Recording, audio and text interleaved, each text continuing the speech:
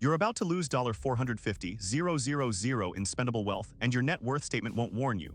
Most high earners and real estate investors make the same mistake. They count their net worth the same way they count their actual money. They don't. And that gap could force you to delay retirement by 3 to 5 years.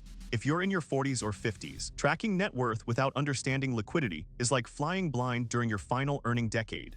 In the next 5 minutes, I'll show you the exact calculation that reveals how much of your wealth is actually trapped, and the 3 liquidity tiers that separate real millionaires from paper millionaires. Let's start with the data.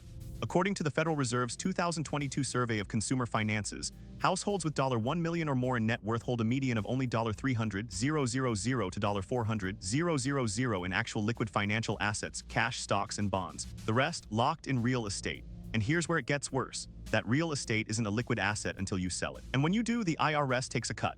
Consider this scenario. A household earning $280,000 a year has built $2 million in net worth over 20 years. 70% came from real estate, primary residence plus rental properties. That's $840,000. The remaining 30% or $360,000 is in savings, brokerage accounts, and retirement funds. On paper, they're a millionaire. But in reality, only the $360,000 is actually spendable without triggering taxes and transaction friction. Now imagine this household wants to retire. They need $120,000 a year to cover living expenses, which is reasonable at a 4% withdrawal rate.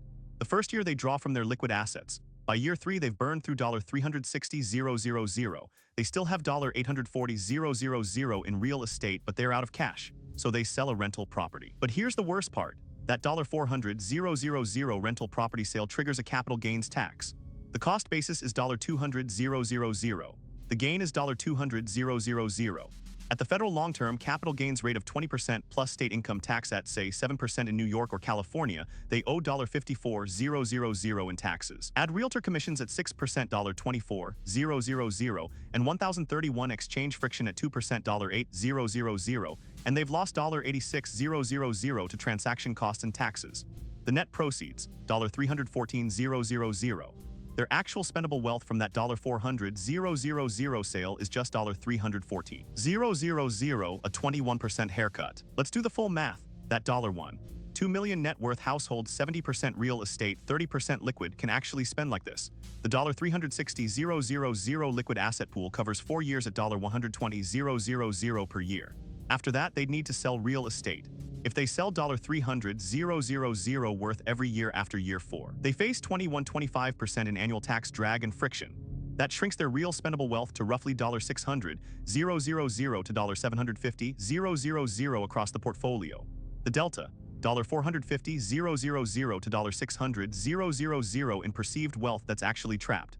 So why doesn't your CPA flag this? The IRS sees your capital gains on Schedule D and Form 8949. They report it. You pay. Most CPAs know this, but most high earners don't separate their net worth calculation from their liquidity calculation.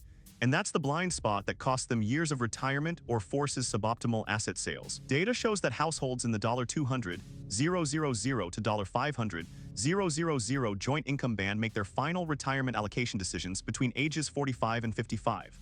If you're in that window and you've miscalculated your liquidity runway by $450,000, that's a 3 to 5 year retirement delay.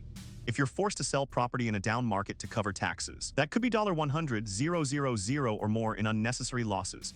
The fix is simple. Track net worth separately from liquid wealth. Know your 3 liquidity tiers. Tier 1 is cash and short-term investments, 6 to 12 months of expenses. Tier 2 is liquid stocks and bonds, your drawdown pool. Tier 3 is a liquid real estate, private equity, and collectibles, the wealth that requires friction to access. Most millionaires are heavy Tier 3. That's not a problem until it is. Knowing the split before retirement planning begins changes everything. Numbers don't lie, listen to them.